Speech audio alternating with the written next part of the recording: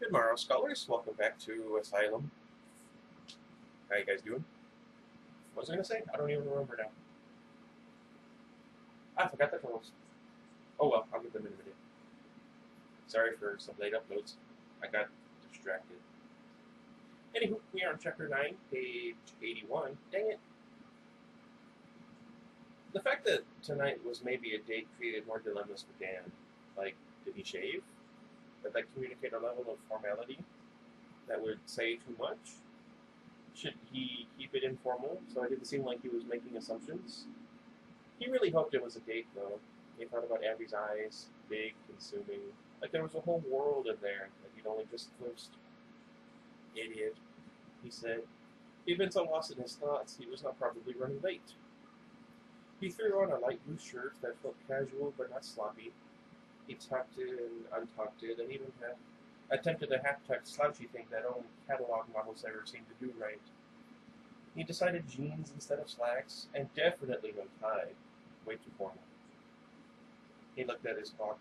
Time seemed to function strangely here. What had felt like hours of wardrobe deliberation turned out to be no more than 20 minutes. He actually had time to kill. Dan sat down at his desk and cracked open his laptop to check his email. There was a long one from his parents that basically just said they hoped he was having a great time with his new friends. Some junk mail. A video from Jordan of a cat running full tilt into a tiny shoebox. Aww. And a link to a new band he thought Dan should check out. Sorry. For a second, Dan wondered what Jordan would think about his dinner with Abby. Had Abby told him? Dan had looked forward to Jordan's inevitable jokes once he found out. Then an unread message in his sent folder caught Dan's attention. That was odd. How could you even have an unread message in your sent folder? Sorry. I wanted to say falter. By virtue of composing and sending the message, didn't that mean he had himself read it? Uh-oh. Then clicked on the folder, catching a subject line that read, "Read your inquiry regarding the patient 361."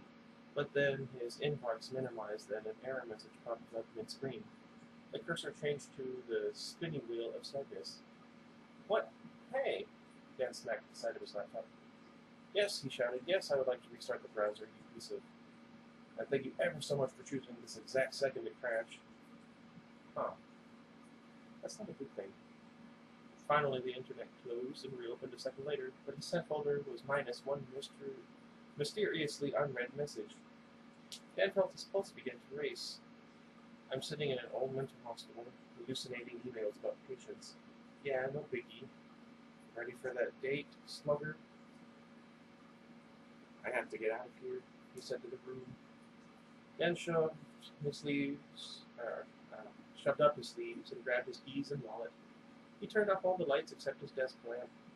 He never wanted to come back to a pitch-black room again, afraid he might find, well, whatever trick his imagination had played on him that first night. That would still be horrifying. He went out the door, locking it behind him. Dan hustled down the hall and around the corner, taking the steps to the lower level in long strides. That weird feeling of being watched was always worse in the halls. He chalked it up to the small windows letting in such anemic slants of light. But he couldn't go 5 steps in here without the hairs on the back of his neck standing up. Maybe it was knowing those photographs were downstairs, just sitting there in that office of horrors. He always seemed to forget about them when he was outside, away from Brookline. But when he was here, they crept back into his mind. Iggy?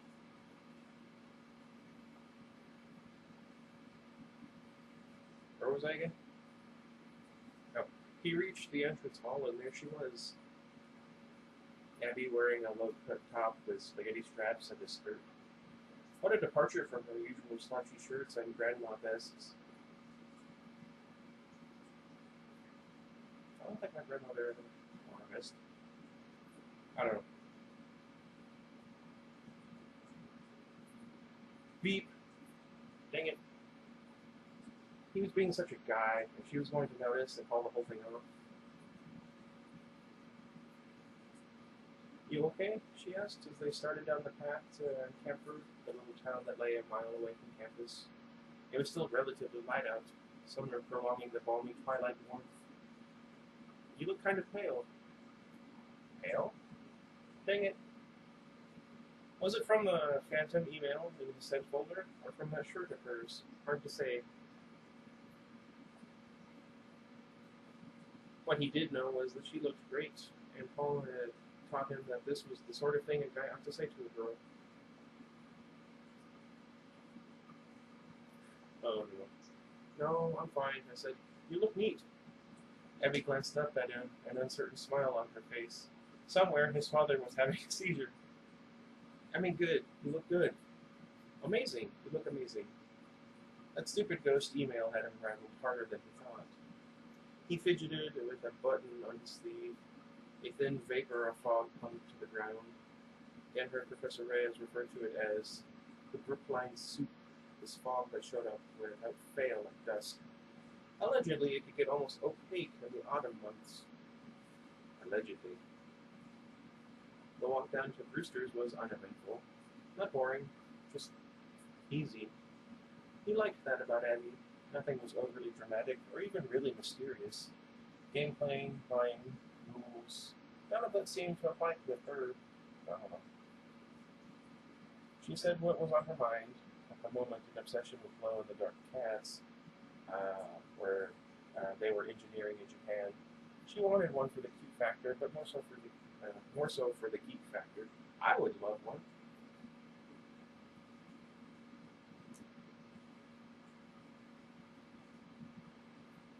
And then said even more about what was on her mind. I have a speech impediment. Leave me be. I'm rambling, she said. No, he answered. You make it interesting. He hoped that didn't sound too pathetic, but she just gave him a smile, and his heart lifted. That's nice. What are you doing up there? Huh. Uh-oh.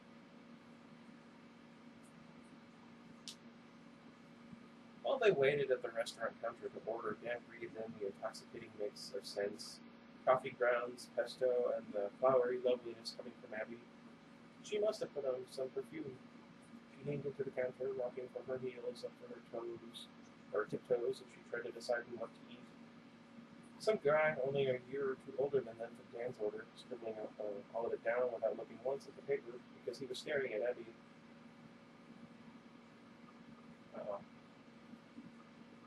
If Dan's sandwich came out anywhere near correct, he would be shocked. They grabbed a corner booth and settled in with their drinks. Abby sipped her Diet Coke. Am I allowed to say that? I don't know. And stared out into the street. The lamps had just come on, making the damp sidewalks glisten. Interestingly, the town proper seemed to be immune to the fog that plagued the campus.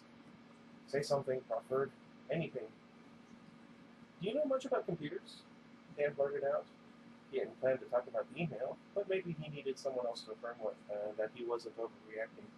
That it was normal to be a little freaked out by what had happened. A bit, Abby said as their sandwiches arrived, along with a double espresso, for Abby on the house that the waiter had just accidentally, made for a mixed-up order, read Abby.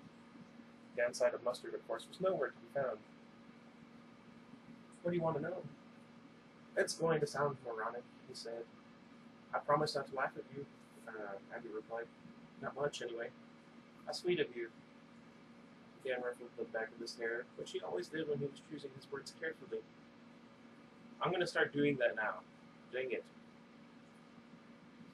Is it possible to, I don't know, have someone's email show up randomly in your account? Abby blinked across the table at him. Isn't that the entire point of email? Oh, no. See, this is why I shouldn't have brought it up. Dan shook his head. What I mean is, could the signals get crossed or something? A message someone else sent wind up looking like you sent it? He was watching this spectacularly. I think it is, but a lot of things have to go wrong for that to happen. What the? happened? My nose itches. That hurt. What was I again? Abby dabbed at her lips with a paper napkin and tilted her head to the side, considering. One loop of hair came free from her headband, brushing her cheek. Dan felt the urge to tuck it behind her ear. I don't think so, she replied finally. I don't know if someone hacked your account and stole your password. Why? Do you think a ghost is using your email without permission? She lifted her fingertips and danced them across the air, making an exaggerated noise. Uh-oh. Dan haunted dormitory, spooky, scary. Dan smacked her hand lightly, but she did have a point. He sounded ridiculous. Never mind, it's nothing. No. What was the message?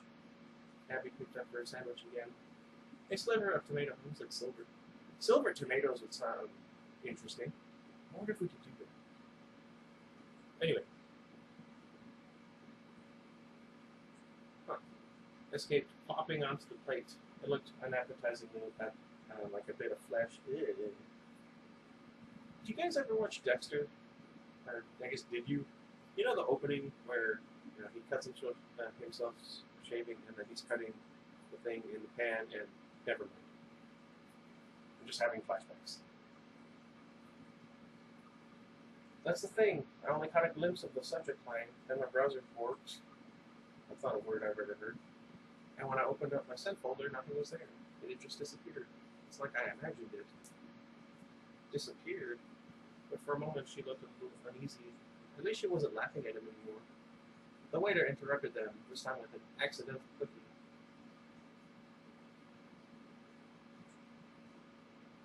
Oh, jeez. Could you not? Snapped Dan, shooting the guy a black look. A dark look? That sounds racist. We're trying to have a conversation here. Whatever, man, it's cool. Abby covered her mouth to hide a smile and watched the guy slink back to the cash register. Oh, he's just being nice. She poked the cookie around on its little plate. If you say so. Dan crossed his arms and leaned back in the booth. He didn't want to pursue the email conversation anymore. He knew he shouldn't have brought it up. But Abby wasn't done. We were talking about your ghostwriter, she said encouragingly. Was it a love note? No. It came out a little hot, a little testy. It was burned in his mind. Read your inquiry. What's wrong with me today? Regarding patient 361. Go on. I'm ready this time. I won't tease. Scout's honor. Dan went back and forth, trying to decide how much to reveal. If he told her about the sculptor, then she'd really stop laughing, but he was regretting having to say so much already. It was medical, about a doctor's report or something, he said finally. He pulled out his cell phone to look at his sent folder, just in case the email had miraculously reappeared. It hadn't. When he looked back at Abby, he saw that fleeting look of fear on her face again. Dan, her lower lip quivered. Something he would have found insanely hot under any other circumstances.